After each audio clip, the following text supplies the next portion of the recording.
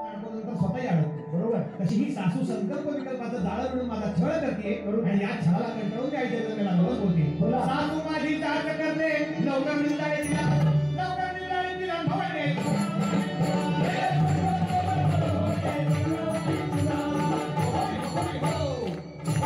नंदेच्या काळात किरकिर करते खरं योग्य महाराज. घरात माणसं तरी किती आहेत? अहो लय मोठी फॅमिली महाराज. आमचं एकत्र कुटुंब जॉईंट फॅमिली आहे. एकत्र कुटुंब जॉईंट फॅमिली.